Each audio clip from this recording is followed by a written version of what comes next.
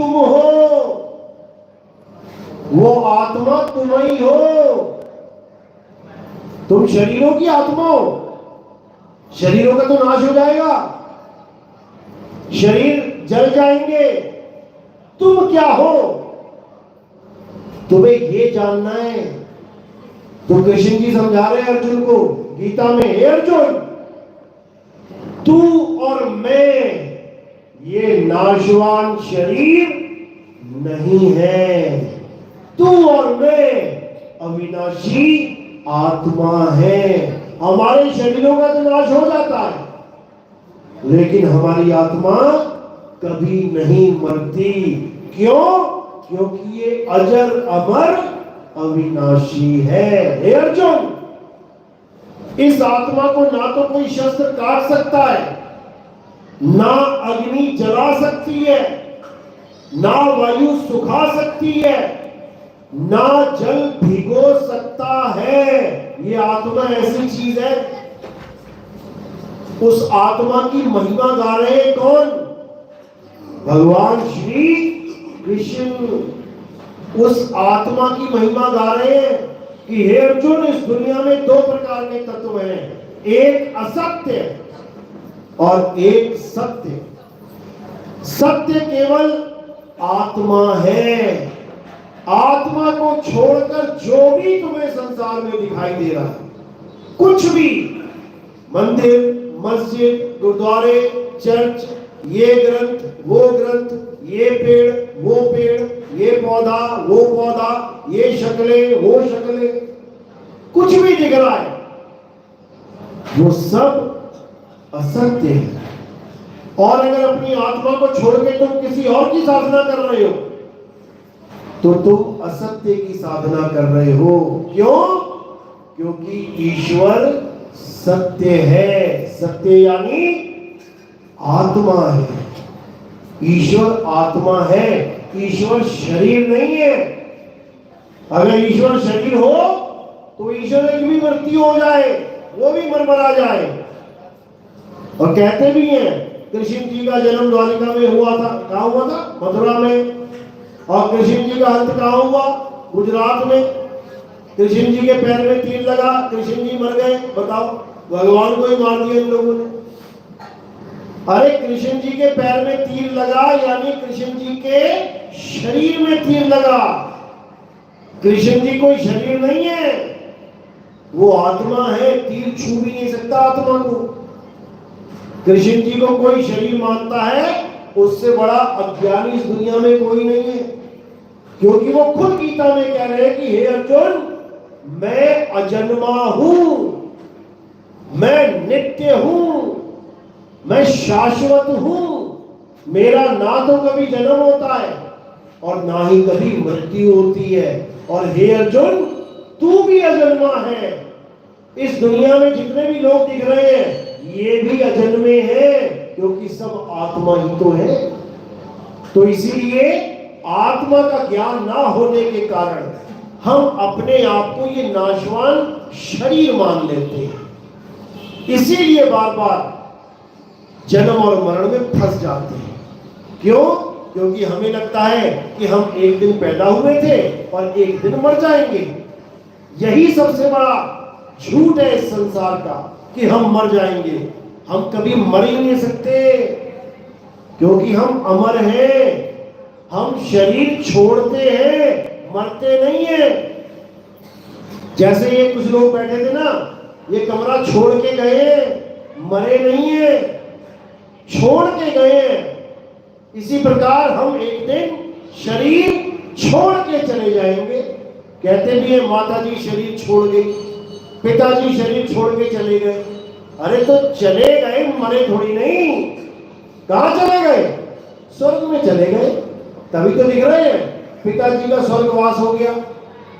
यानी पहले पिताजी का वास गुजरात में था, अब पिताजी का वास स्वर्ग में है। तो मरा कौन? पहले यहां रहते थे, अब वहां रहने चले गए। मरा कौन? किसको आग लगाया तुम लोग? शरीर को। पिताजी को आग नहीं लगा दी तुमने कि तुम पिताजी को भूख के आ गए। पिताजी तो शमशान घाट जाने से पहले ही पहुंच गया। जहां उसने जाना है, और तुम इंतजार कर रहे हो रिश्तेदार आएंगे, आग लगाएंगे। पिंजड़े को आग लगाया तुमने, तोते को नहीं लगाया, तोता तो फुर हो गया। पिताजी तोता है, पिंजड़ा नहीं है। पिताजी आत्मा है, शरीर नहीं है। तुम पिताजी को आग नहीं लगा सकते, तुम शरीर को आग लगा के आए हो। यही गीता में बार बार समझाया जा रहा है कि हे अर्जुन, इससे पहले कि तुम्हारी मृत्यु तुम्हारे सामने आ जाए, तुमने क्या करना है? अपनी आत्मा को जान लेना है। अध्याय 3 17वां श्लोक पढ़ो जरा गीता। गीता पढ़ते नहीं ना, दिक्कत यही है। गीता पढ़ेंगे नहीं, बाहर गीता के फोटो लगी होती है कृष्ण जी की, बस वहीं मत्था टेक लो, जय हो, और वहीं रख देंगे, गीता हो गई। पूरा ज्ञान आ गया गीता का दिमाग के अंदर, टच करते ही। ब्लूटूथ सिस्टम है, बस जैसे ही सिर पे लगाया, चलो जी। ऐसा नहीं होता है। अध्याय 3 17वां श्लोक आप अपने मोबाइल पे भी सर्च करोगे, आ जाएगा। क्या बोलते हैं कृष्ण जी? ये नहीं बोलते कि तुम द्वारिका आओ, मंदिर में ढोलकियां बजाओ। ये नहीं बोल रहे कि तुम मथुरा आओ, वृंदावन में और राधे राधे करके नाचो गाओ। ये नहीं बोल रहे। क्या बोल रहे हैं? हे अर्जुन, जो अपनी आत्मा में रमण करता है, जो अपनी आत्मा में तृप्त है, जो अपनी आत्मा में संतुष्ट है, उसके लिए कोई धार्मिक कर्म कर्तव्य लागू ही नहीं होता। यह है गीता का ज्ञान। कह रहे हैं अगर किसी को अपनी आत्मा का ज्ञान मिल जाए और वो अपनी आत्मा में रमण कर ले, रमण करना मतलब अपनी आत्मा की तरफ चल पड़े, अपनी आत्मा में तृप्त हो जाए, अपनी आत्मा में संतुष्ट हो जाए, उसके लिए कोई धार्मिक कर्म कर्तव्य लागू ही नहीं है। अध्याय 3 17वां श्लोक यही कह रहा है, पढ़ लेना अच्छे से। अब आगे क्या कह रहे हैं कि आत्मा का ज्ञान प्राप्त कैसे होगा? सुन तो लिया, आज सुन तो लिया। आत्मा भी कोई चीज होती है, हाँ ठीक है, आत्मा होती है, लेकिन प्राप्त कैसे करें? उसकी विधि क्या है? जैसे किसी ने सुन लिया कि करंट झटका मारता है, करंट छुओ तो बहुत तेज झटका लगता है। आप लोगों ने भी सुन लिया, मैंने बोला, आपने सुन लिया। केवल सुनने मात्र से क्या तुम्हें बोध हो गया कि करंट कैसा झटका मारता है? क्या तुम्हें पता लग गया कि करंट को उंगली लगाओ तो कैसा झटका लगता है? नहीं पता लगा, केवल सुन लिया। जैसे अभी आत्मा का नाम मैंने बोला, सुन लिया, लेकिन सुनने मात्र से क्या तुम्हें पता लग गया कि वो आत्मा क्या है? नहीं पता लग सकता। कोई ऐसा है जिसको आज तक करंट नहीं लगा? ऐसा कोई आदमी है यहाँ? कोई लेडीज है? आपको कभी करंट नहीं लगा? आज तक नहीं लगा? ऐसा कोई है जिसको नहीं लगा? आज तक करंट ना लगा हो जिसे? सब करंट खाए बैठे हैं यहाँ पे, सबको लगा पड़ा है। अब एक आदमी अगर यहाँ पे ऐसा हो जिसको करंट कभी लगा ही नहीं, क्या तुम सारे मिलकर उसको समझा सकते हो कि करंट कैसे लगता है?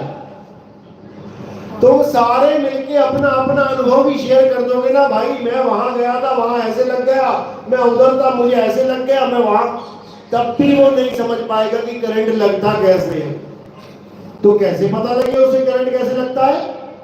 वो स्विच है, उसमें उंगली डलवा देना, उसी वक्त ज्ञान हो जाएगा उसे। अच्छा, ये इतनी देर से मगजमारी कर रहे हैं, ऐसा है करंट, समझो। यानी सुनना और अनुभव करना जमीन आसमान का अंतर है। तुम 100 बार झटका झटका झटका बोलोगे, एक बार भी झटका ना लगेगा उसे तुम्हारे करंट के। एक बार छू लिया ना तो 4 फुट पीछे जाके गिरेगा। इसी प्रकार आत्मा आत्मा आत्मा सुनने से किसी को आत्मा का बोध नहीं होता। सुन तो लिया कि नितिन दास ने आत्मा के बारे में इतना कुछ बता दिया, सुन तो सबने लिया, और सुन सुन के कई ज्ञानी भी बन गए, बताने भी लग गए, सुनी सुनाई बात सुनाने भी लग गए, लेकिन कभी बोध नहीं कर पाए। क्यों नहीं कर पाए? क्योंकि आत्मा का बोध करना और आत्मा के बारे में सुनना ये दोनों अलग चीजें हैं। गुरु से ज्ञान प्राप्त करके जब हम साधना में लीन होते हैं, कौन सी साधना में? आत्म साधना में, आत्म चिंतन में, आत्म साक्षात्कार में लीन होते हैं, तब जाके हमें पता लग पाता है कि आखिर ये आत्मा भला क्या है, ये आत्मा होती कैसी है। और इस आत्मा का प्राप्त हो जाना ही परमात्मा का प्राप्त हो जाना होता है। इसमें कोई भेद नहीं होता है। जैसे तुम कुएं का पानी पी लो या कुएं से निकले हुए मटके का पानी पी लो, क्या उनमें भेद है? कोई भेद नहीं है। क्यों? क्योंकि दोनों तत्व एक समान है। ये तत्व ज्ञान है, इसी को समझना है। तो अध्याय 4 34वां श्लोक यही बता रहा है। क्या कह रहे हैं कृष्ण जी? कि हे अर्जुन, जो ज्ञान मैं तुम्हें कुरुक्षेत्र की धरती पे सुना रहा हूं, जो आत्मा का ज्ञान मैं तुम्हें बता रहा हूं, मेरे बताने से तुम्हें इस ज्ञान का यानी सत्य का बोध नहीं होगा। केवल मेरे बताने से और तुम्हारे सुनने से आत्मा का बोध नहीं होगा। कैसे होगा? क्या बोला कृष्ण जी? बोले, हे अर्जुन, अगर तुम सत्य का बोध करना चाहते हो, अगर तुम आत्मा का ज्ञान प्राप्त करना चाहते हो, तो तुम ऐसे तत्वदर्शी संत की शरण में जाओ जिसने अपनी आत्मा को जान लिया है। यानी जो अपनी आत्मा को जान लेगा वही तुम्हें तुम्हारी आत्मा तक पहुंचाने का रास्ता बता सकता है। जिसने खुद कभी करंट ना खाया वो तुम्हें क्या बताएगा कि कौन से स्विच में हाथ लगाना है? जिसने खुद कभी हाथ ना लगा के देखा वो तुम्हें भी नहीं बता पाएगा, उसको पता ही नहीं करंट होता कहां है। जहां से उसको लगा है वो तुम्हें भी कह देगा, बेटा मुझे यहां से लगा था, तू भी हाथ लगा दे यहां। तब तो समझ में आती है बात, नहीं तो कपोल कथाएं मात्र है, 52 अक्षरी है खेल, इससे ज्यादा कुछ नहीं। तो ज्ञान का बताया कि गुरु के पास जाके, तत्वदर्शी संत के पास जाके, तत्वदर्शी का मतलब समझ लो पहले, क्योंकि आजकल मंत्र देने वाले भी तत्वदर्शी बने बैठे हैं, 52 अक्षरी नाम पकड़ाने वाले भी अपने आप को तत्वदर्शी संत बताते हैं। तत्वदर्शी का मतलब क्या होता है? शब्द में ही अर्थ छुपा है।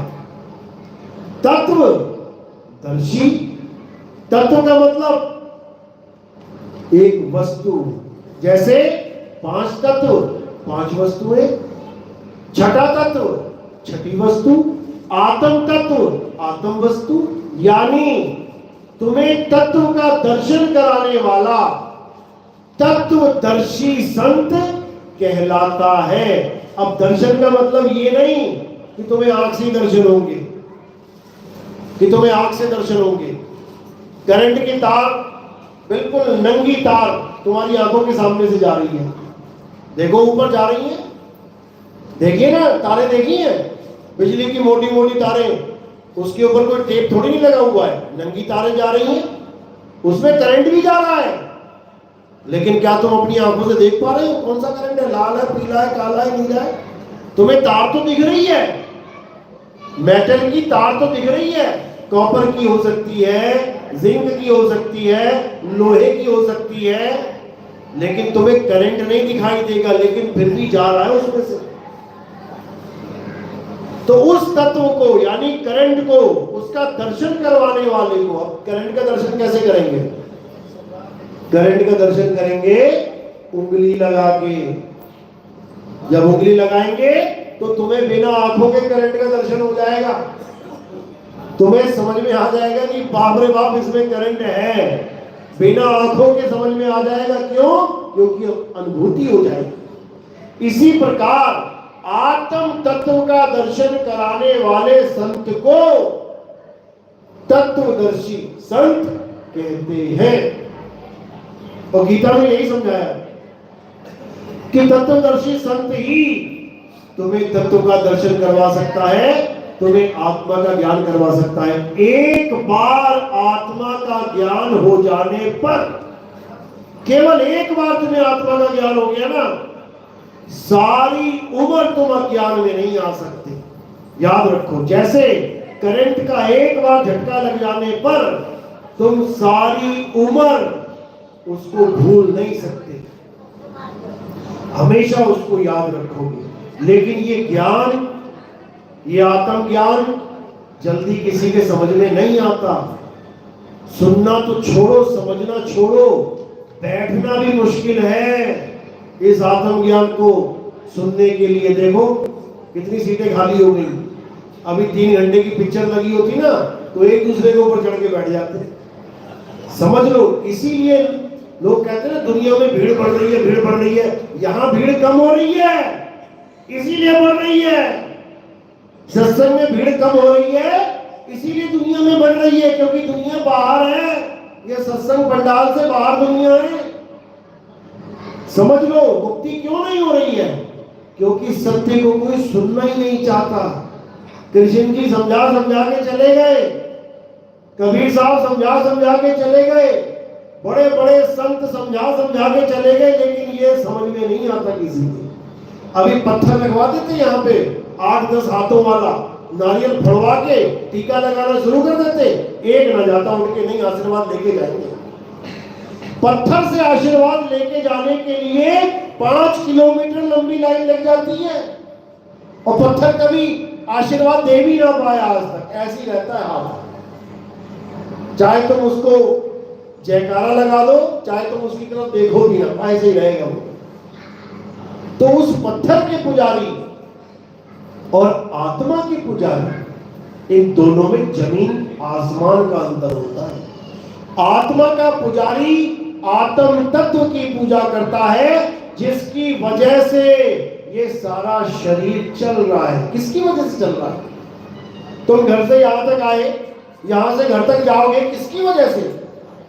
आत्मा की वजह से। रास्ते में तुम्हारे शरीर को आत्मा ने छोड़ दिया ना, वहीं पड़ा होगा कहीं नाली के किनारे। समझ लो, तुम मंदिर तक जा पा रहे हो आत्मा की वजह से, तुम मस्जिद जा पा रहे हो आत्मा की वजह से, तुम गुरुद्वारे जा रहे हो आत्मा की वजह से, तुम चर्च जा रहे हो आत्मा की वजह से।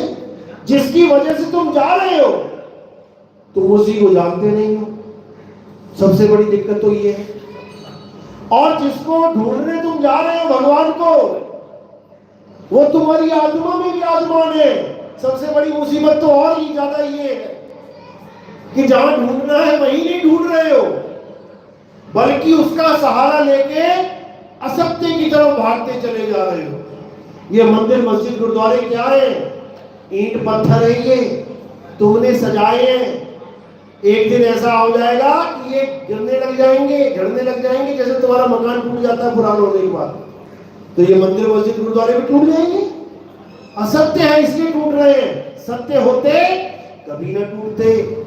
ये पेड़ पौधे तुम पूजा करने जा रहे हो, पीपल की, बरगद की, तुलसी की, ये तुम्हारी आंखों के सामने सूख के गिर जाएंगे एक दिन। सत्य होते तो कभी ना गिरते। तुम्हारा तुलसी का पेड़ तुम्हारी आंखों के सामने बकरी चबा जाएगी, डंडी रह जाएगी खड़ी हुई। सत्य होती तो बकरी कभी चबा ही ना पाती, क्योंकि सत्य को कभी कोई नाश कर ही नहीं सकता। आत्मा, सारी दुनिया के परमाणु बम भी फेंक दी जाए ना तुम्हारे ऊपर, तब भी तुम्हारी आत्मा का बाल बाका नहीं हो सकता। सारी दुनिया के ऋषि मुनि, पीर पैगंबर औलिया, यहां तक कि भगवान भी श्राप दे डाले कि आत्मा तेरा नाश हो जाए, हो जाएगा क्या? उसके ऊपर श्राप भी ना लगता। समझ लो, भगवानों को श्राप लग जाता है, आत्मा को श्राप नहीं लगता। समझ लो, राम जी को श्राप लग गया, बाली को तीर मारा राम जी ने, बाली ने पलट के श्राप दे दिया कि राम जैसे तुझे मुझे तीर मारा है मैं भी तुझे मारूंगा। वो देख लो गुजरात में ही है जहां तीर लगाए, भलका नाम है, भलका मंदिर, देख लो श्राप लगा इसीलिए तो तीर लगा। तो भगवान को श्राप लग रहा है लेकिन आत्मा को श्राप नहीं लग सकता। तो पावरफुल कौन है? भगवान के तीर लग गया, आत्मा के तीर नहीं लग सकता। पावरफुल कौन है? आत्मा। अब तुम पूजा किसकी कर रहे हो? उसकी कर रहे हो जिसके तीर लग गया। उसकी भी कहां कर रहे हो? उसकी भी फोटो बना बना के पूजा कर रहे हो। फोटो किसमें बनाते हो? कागज पे। किसके साथ? पेंट के साथ। ये 4 बोतलें पड़ी हैं पेंट की, एक कागज पड़ा है। पूजो इसको, कोई ना पूजेगा। मैं क्यों पेंट की पूजा करूं? मैं क्यों कागज की पूजा करूं? अभी वही पेंट से मैं बना दूं कृष्ण जी, तो क्या है वहां पे? वही पेंट वही कागज। अब आ जाओगे सारे कृष्ण जी की पूजा करने। अब किसकी पूजा कर रहे हो? पेंट की और कागज की। अलग अलग रखे हुए थे कागज साफ सफेद और 4 पेंट, नहीं किसी ने पूजा करी। वही पेंट कागज में लगा दिया, अब वो भगवान बन गया पेंट। बताओ, असत्य है, ये सब असत्य है। पूजा किसकी करनी है? हे अर्जुन, इस दुनिया में, इस पूरे ब्रह्मांड में, इस पूरे जगत में पूजनीय केवल एक है, और वो क्या है? आत्मा ही है। आत्मा के पुजारियों को हिंदू नहीं कहते। आत्मा के पुजारियों को क्या कहते हैं? सनातनी कहते हैं। समझ लो, इसमें भी फर्क है। हिंदू कौन है? जो हिंदू देवी देवताओं की पूजा करे, यानी शरीरों की पूजा करे, पत्थरों की पूजा करे, नदी नालों की पूजा करे, पर्वत पहाड़ों की पूजा करे, वो हिंदू कहलाता है। देवताओं की पूजा करने वाले को हिंदू कहते हैं। कृष्ण जी ने इसीलिए देवताओं की पूजा बंद करवाई थी कि बहुत होली है हिंदू, अब सनातनी बनो। पता है ना, कृष्ण जी ने पूजा बंद करवाई थी देवताओं की। हवन यज्ञ होते थे देवताओं के नाम पे, सारे हवन यज्ञ बंद करवा दिए। किसने? कृष्ण जी ने। फिर क्या हुआ? फिर देवताओं का राजा इंद्र आ गया। अरे तुमने हमारी पार्टी को वोट देना बंद कर दिया, तुम्हारी ऐसी की तैसी, जैसे आजकल नेता करते हैं। इस गली में हमें एक भी वोट नहीं मिली है, यहाँ लाइट नहीं जानी चाहिए। जानी नहीं चाहिए मतलब ये नहीं जाए ना, जानी नहीं चाहिए, बंद कर दो। यहाँ पे पानी नहीं जाना चाहिए। जाना नहीं चाहिए का मतलब ये नहीं कि 24 घंटे रहेगा, जाना ही नहीं चाहिए पाइप में। ये काम था देवताओं का भी। देवताओं ने देखा कि अरे हमारी पूजा बंद कर दी इन लोगों ने, अब क्या करें? डुबो डुबो के मारते हैं इनको। देवताओं के राजा इंद्र ने क्या किया?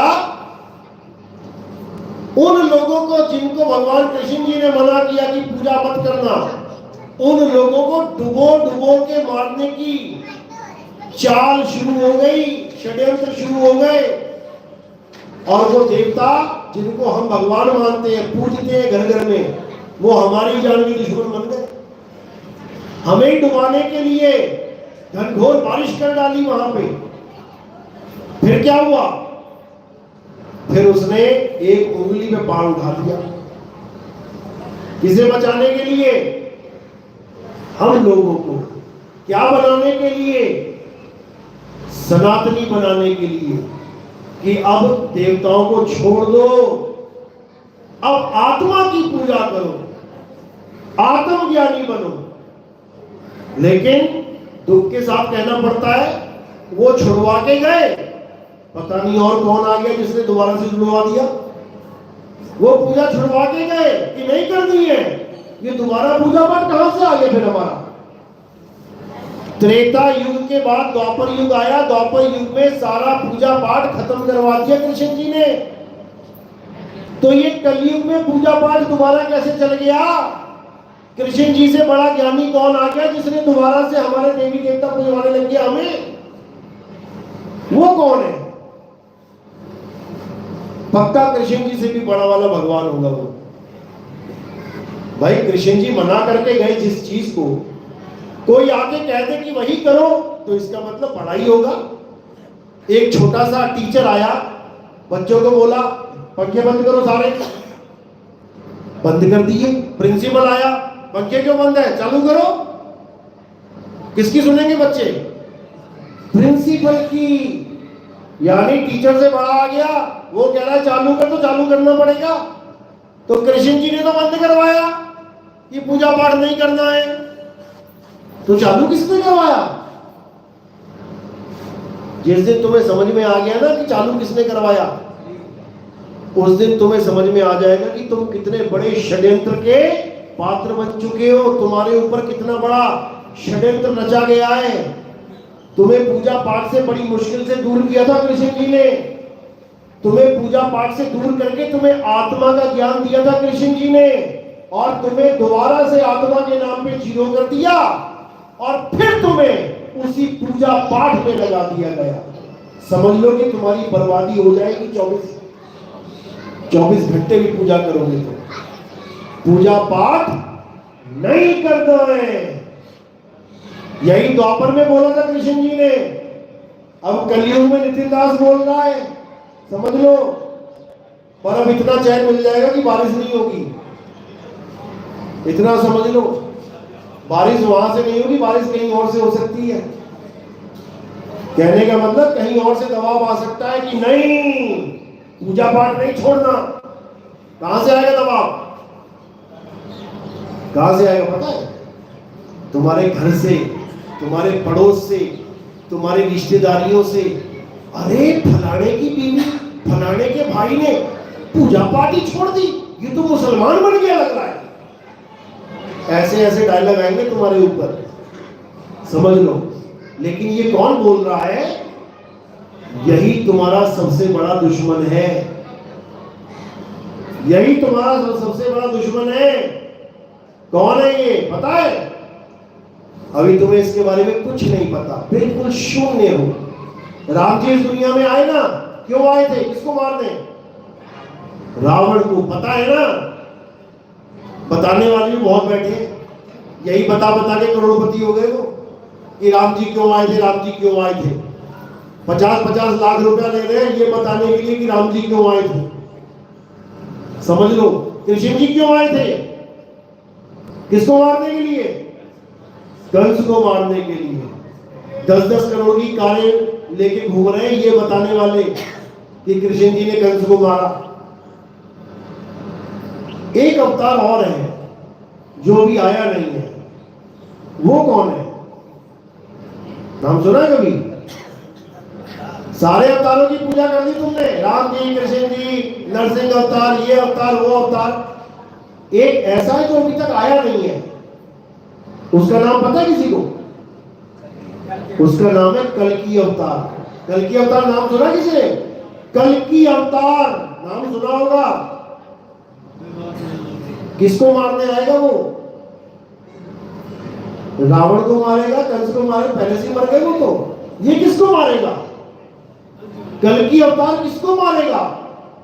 कौन ऐसा राक्षस है जिसका युद्ध कल्कि अवतार से होगा? जो पुराने युद्ध हो गए वो चले गए, भूल जाओ उन्हें। अब जो आने वाला है उसके बारे में जानो, वो जिसका खात्मा करेगा उसके बारे में जानो। समझ लो, किसी हॉस्पिटल में एक डॉक्टर आया और चला गया। उम्र की समय सीमा पूरी हुई, चला गया। उसी हॉस्पिटल में एक और डॉक्टर आया, वो भी अच्छा इलाज करता था, वो भी चला गया। एक और डॉक्टर आ गया, वो भी चला गया। 9 डॉक्टर आए, 9 चले गए। अब तुम बीमार पड़ गए और तुम डॉक्टरों के पास हॉस्पिटल में गए। अब जो 9 डॉक्टर जा चुके हैं, क्या उनमें से कोई तुम्हारा इलाज कर सकता है? जो इस दुनिया में आए और चले गए, उसमें से तुम्हारा कोई भी इलाज नहीं कर सकता। अब तुम्हारा इलाज कौन करेगा? जो 10वां डॉक्टर आएगा। यानी जो 9 अवतार आए तुम उनकी शरण में पड़े हो, वो अपना काम करके जा चुके हैं। तुम्हारा कल्याण अब कौन करेगा? जो 10वां अवतार है वही तुम्हारा कल्याण करेगा। वो तुम्हें उस राक्षस से बचाएगा।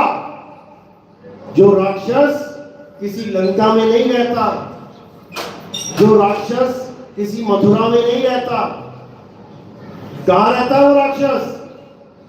वो राक्षस तुम्हारे अंदर रहता है, तुम्हारे शरीर के अंदर बैठा है वो राक्षस, और तुम्हें पता भी नहीं है कि मेरे अंदर कोई बैठा भी है।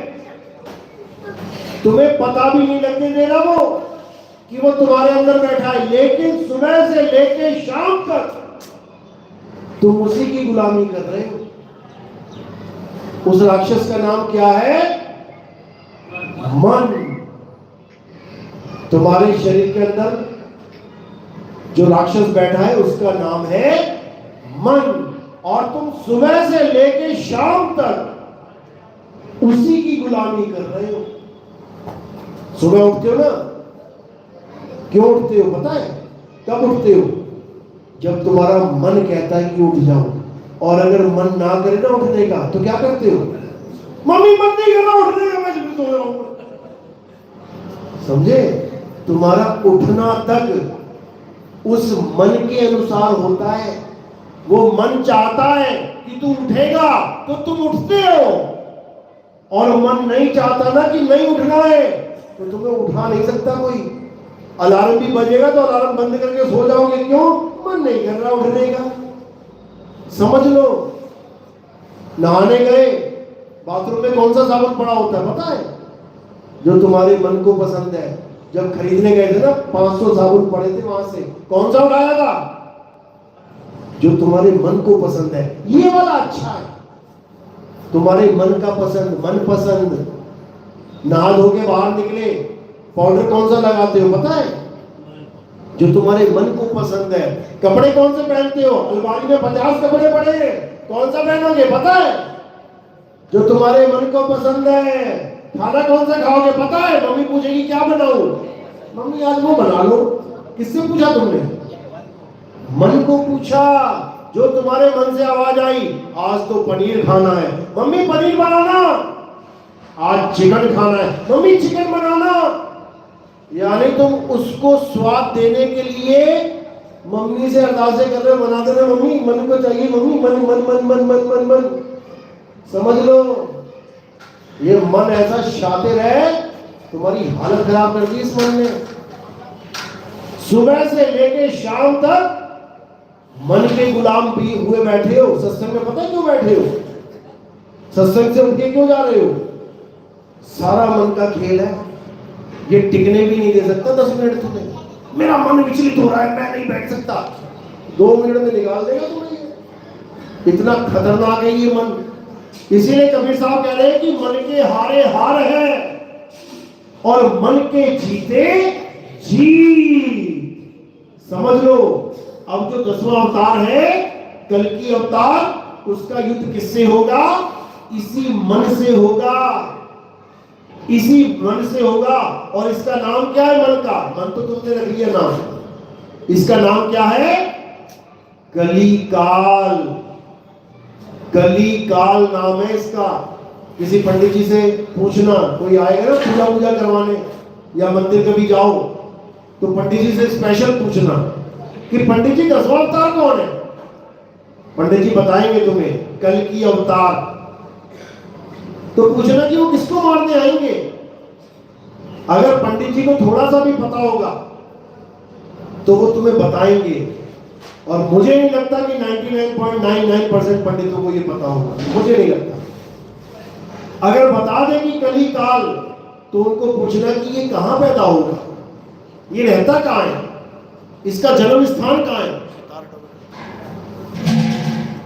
ये रहता कहां है। वहीं फेल हो जाएंगे, क्योंकि इसके बारे में कोई बता ही नहीं सकता। इसके बारे में कोई बता ही नहीं सकता। इसका रंग रूप कोई बता ही नहीं सकता, जबकि 24 घंटे तुम्हारे साथ है। मेरा मन मेरे साथ, तुम्हारा मन तुम्हारे साथ, लेकिन तुम कभी बता ही नहीं सकते कि तुम्हारे मन का क्या रूप है, मन के कितने हाथ पैर है। क्यों? इसका कोई रंग रूप नहीं है, मन का कोई रंग रूप नहीं है, इसीलिए इसको कोई मार नहीं पा रहा। ये छुपा रुस्तम है, इसको मारने का एक ही तरीका है, और वो तरीका क्या है? अपने आप को आत्म स्वरूप में स्थिर कर लो, यानी तुम आत्मा हो जाओ। जैसे ही तुम आत्मा हो गए, अब इसकी दाल नहीं लगेगी, अब ये अपने आप मुरझा के गिर जाएगा। समझ लो, पंखा चल रहा है, बहुत तेज चल रहा है, इसको कैसे रोका जाए? बस तुमने स्विच ऑफ कर देना है, यानी करंट पंखे तक ना पहुंचे, रुक जाएगा। हाथ लगाने की जरूरत नहीं है कि बहुत तेज पंखा चल रहा है, मैं इसको कैसे रोकूं, नहीं रोक पाएगा। बटन ऑफ कर दे, अपने आप ही रुक जाएगा। बस इतना सा काम करना है। तो साईं यही समझा रहे हैं, मन जाता है तो जाने दे, तू थाम के राख शरीर और उतरा पड़ा कमान से, अरे क्या कर साके तीर। मन तुम्हें बहुत जगह घुमाएगा, मन तुम्हें पता नहीं कहां कहां लेके जाएगा, और अगर तुम मन के कहीं चलते रहे तो समझ लो कि तुम्हारा जन्म बर्बाद होने से कोई नहीं बचा सकता। तो करना क्या है? अपनी आत्मा को जानना है। जिसने अपनी आत्मा को जान लिया, समझो कि उसे परमात्मा प्राप्त हो जाएगा। क्यों? क्योंकि परमात्मा किसी मंदिर मस्जिद गुरुद्वारे में नहीं, परमात्मा तुम्हारी आत्मा में विराजमान है। कैसे विराजमान है? जैसे तिल में तेल है, दूध में घी है। समझ लो, साहिब समझा रहे हैं, ज्यों तिल माही तेल है और ज्यों चकमक में आग, तेरा साईं तुझ में है, जाग सके तो जाग। तेरा साईं तुझ में है, तेरी आत्मा में परमात्मा का वास है, लेकिन तुझे अपनी आत्मा की खबर ही नहीं है, तो परमात्मा कहां से मिलेगा? अपनी आत्मा की खबर करो सबसे पहले। जब लगना चीनोगे आत्म, तब लगना मिली है परमात्म। आत्म चीने परमात्म चीने, संत कहावे सोए, और यह भेद काया से न्यारा, बूझे बिरला कोई। ये भेद काया से न्यारा, ये आत्म स्वरूप का भेद है। समझ में आ रही है मेरी बात? किस किस की आ रही है? हाथ खड़ा करो। जिस जिसके आ रही है वही बैठे हैं यहाँ पे, जिसके नहीं आ रही थी वो निकल लिए। कसूर उनका भी नहीं है। 5वीं के बच्चे को पीएचडी क्लास में बैठा दो, कितनी देर बैठेगा वो? 5वीं का बच्चा पीएचडी की क्लास में लेक्चर सुने तो कितनी देर सुनेगा? कहेगा भैया आपने तो पल्ले कुछ पढ़ नहीं रहा, बाहर चलते घूमाते गए, टाइम बर्बाद कर रहे हैं आप तो। इसी प्रकार अगर आपको ये ज्ञान समझ में आ रहा है, तो इसका मतलब आपके पिछले जन्मों के संस्कार हैं, इसीलिए समझ पा रहे हो ये। अगर पिछले जन्मों के संस्कार नहीं होते तो तुम एक लाइन ना समझ पाते कि मैं क्या बोल रहा हूं। इसी को छटनी कहते हैं। ये छटनी है, जब आटा छानते हैं ना, पूरा भरा होता है ऊपर तक, उसके बाद छन छन छन छन करके जो काम की चीज है वो नीचे आ गई, और जो नहीं वो ऊपर रह गई। इसी प्रकार भक्तों की भी छटनी होती है, ज्ञानियों की भी छटनी होती है। आते तो बहुत प्रेम से हैं, लेकिन इस ज्ञान में टिक नहीं पाते। तो इसलिए साहिब ने बहुत कुछ बोला है। लाखन में कोई समझ न पई है, और कोटि मध्य जानेंगे, और कहे कबीर सुनो भाई साधो, हमें बिरले हंस पहचानेंगे, हमें बिरले हंस पहचानेंगे। यानी अपनी पहचान की बात कर रहे हैं कबीर साहब। अब ये नहीं कि दाढ़ी मूंछ वाले कबीर साहब उनको बिरले हंस पहचानेंगे, बिल्कुल नहीं। कबीर साहब यहाँ अपने स्वरूप की बात कर रहे हैं कि लाखन में कोई समझना पई है। तुम 1 लाख लोगों के बीच में आत्मा का सत्संग कर दो, समझ में नहीं आएगा उनके, ये कहां जा रही है बात, क्या है ये आत्मा, ये कौन सी भगवान आ गया, ये कौन सा भगवान है भैया आत्मा। कोटि मध्य जानेंगे, करोड़ों में से अगर तुम सत्संग करते हो, करोड़ों में से कहते कोई बिरले पहचानेंगे क्या कि आत्मा तत्व भी कोई चीज है। कहे कबीर सुनो भाई साधो, हमें यानी आत्मा को कोई बिरले हंस पहचानेंगे, नहीं तो ये सबके बस की बात नहीं है भाई। चलो, तो आज का सत्संग यही समाप्त करते हैं। और हमारे सत्संग YouTube चैनल पे आप सुन सकते हैं, क्योंकि पहला सत्संग है आज यहाँ पे। पहला लेक्चर बहुत लंबा हो गया है, इतना लंबा नहीं होना चाहिए। आप थोड़ा थोड़ा करके सुनिए। YouTube चैनल पे कहत कबीर सुनो भाई साधो नितिन दास, आप ये लिखेंगे आ जाएगा। या फिर आप केवल इतना लिख दो नितिन दास के सत्संग, इतना लिख दोगे आपका मोबाइल भर जाएगा, सत्संग पे सत्संग मिलेंगे आपको बढ़िया। और सुनते जाओ सुनते जाओ सुनते जाओ। ये मत सोचना कि मुझे समझ में नहीं आ रहा, सुनते जाना।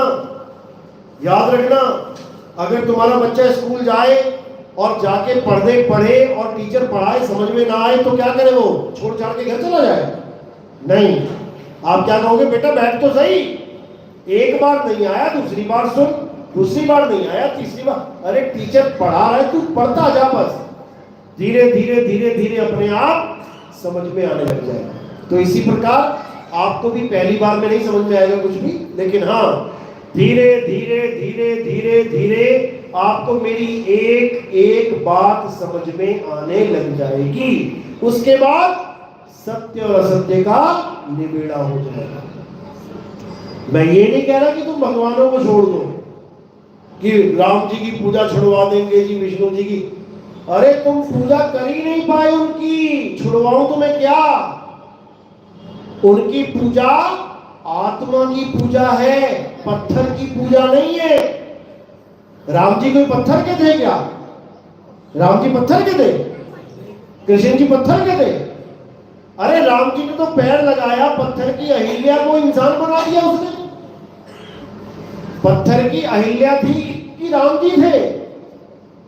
अहिल्या थी, राम जी का पैर लगा, वो पत्थर से औरत बन गई। तो भगवान वो है जो पत्थर को इंसान बना दे, और इंसान भगवान से भी महान है जो भगवान को ही पत्थर बना दे। देख लो, पत्थर ही पत्थर बना रखे भगवान सारे।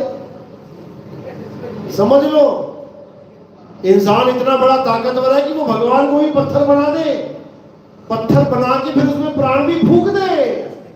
क्या बात है, यानी मुर्दा भगवान को जीवित कर दे इंसान। क्या बात है, कमाल ही कर दी।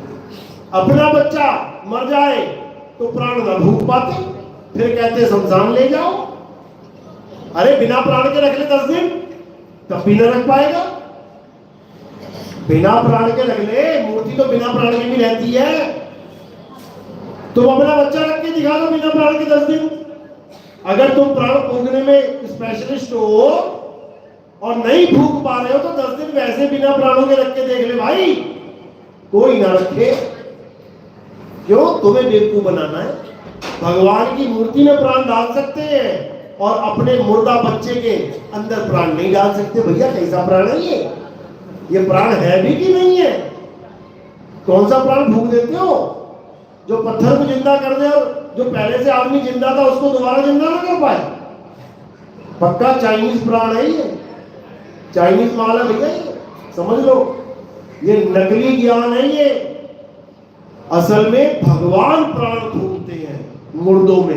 देख लो, कहानियां सुन लो।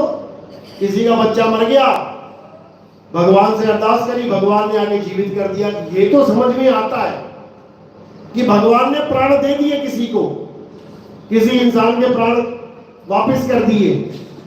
वो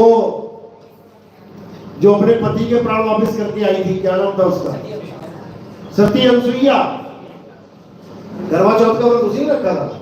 करवा चौथ वाली की बात कर रहा हूं मैं। क्या नाम था उसका?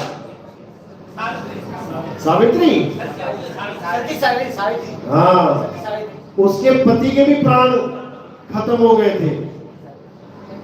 कोई ब्राह्मण ना फूंक पाया प्राण, वो प्राण वापस लेके आई, यमराज से मांग के लेके आई। वो तो बात समझ में आती है कि भैया जिसने प्राण लिए वही दे सकता है, जिसने प्राण हरे हैं वही तो दे सकता है। प्राण लेके कोई और गया और फुकवा तुम किसी और से दोगे, ऐसा नहीं होता है।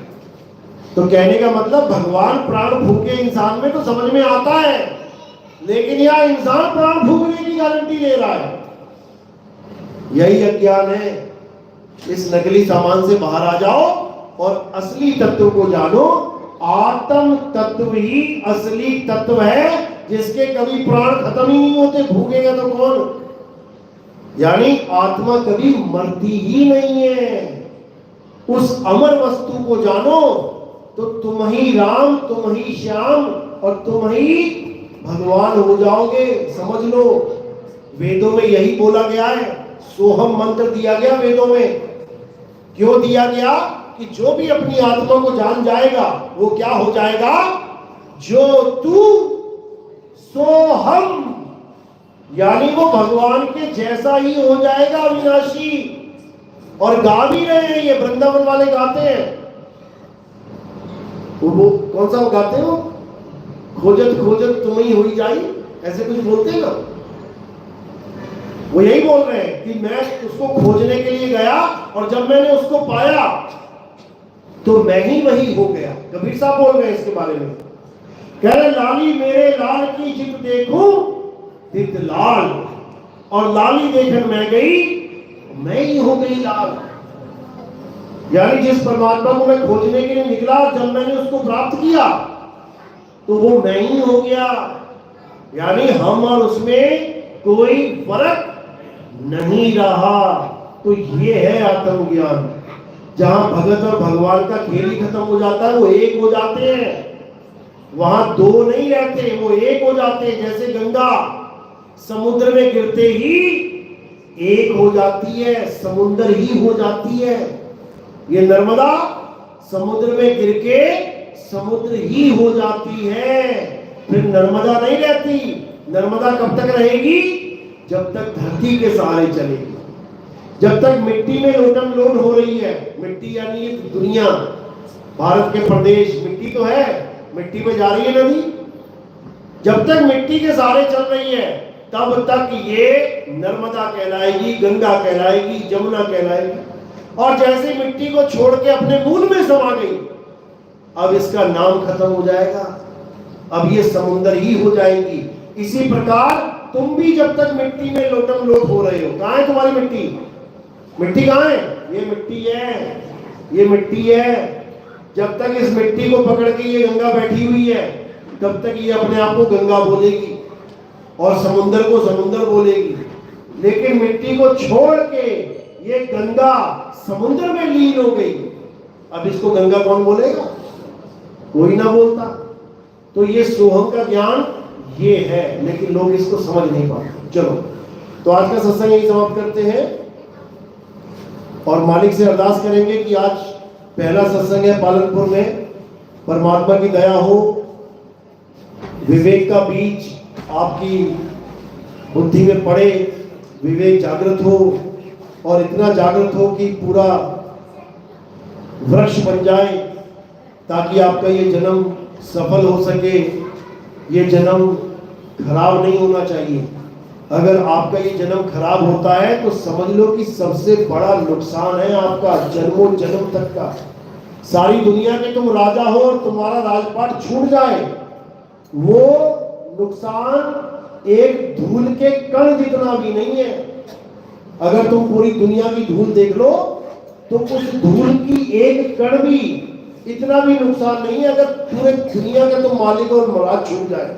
लेकिन अगर ये मनुष्य चोला छूट गया तुम्हारा बिना आत्मज्ञान के, तो तुम सोच भी नहीं सकते कि कितना बड़ा नुकसान हो गया है तुम्हारा। याद रखना इस बात, बहुत बड़ा नुकसान है। चलो, तो आज का सत्संग यही समाप्त करते हैं। बोलिए परमपिता परमात्मा की, सतमंदी छोड़ कबीर साहेब की, सभी संतों की, सभी भक्तों की, आज के आनंद की, सकल उसको बंदगी साहिब बंदगी सतनाम। अब आरती का समय है। हमारे यहाँ किसी पत्थर की, मूर्त की, फोटो कैलेंडर की आरती नहीं होती है। हमारे यहाँ जीवित गुरु की आरती होती है, आत्मा की आरती होती है। आत्मा कहाँ है? गुरु के शीश पे विराजमान है। तो आपने क्या करना है, एक एक करके आएंगे और जो फूल होगा, पत्ता होगा फूल का, आपने सिर के ऊपर रख देना है। मेरे सिर के ऊपर क्यों रखा? क्योंकि पैर से लेके सिर तक ये सब काया है। आपने जो फूल अर्पण किए वो काया से परे किए, जो सीधे आत्मदेव के चरणों में जाते हैं। तो एक एक करके आएंगे, आरती चलाएंगे और जैसे बताया वैसे करेंगे। कोई परमात्मा के प्रचार में, मालिक के नाम पे प्रचार में कोई सेवा देना चाहेगा तो केवल चरणों में रखनी है, गोद में नहीं रखनी है। तो एक एक करके आना है, आरती लगाना। बोलिए सतगुरु बंदी छोड़ कबीर साहिब की सदाई। जय जय सत्य कबीर। आरती के बाद दीक्षा वाले जो है वो आरती के बाद दीक्षा लेंगे साहिब से। जय जय सतगुरु मोबाइल उठा लो।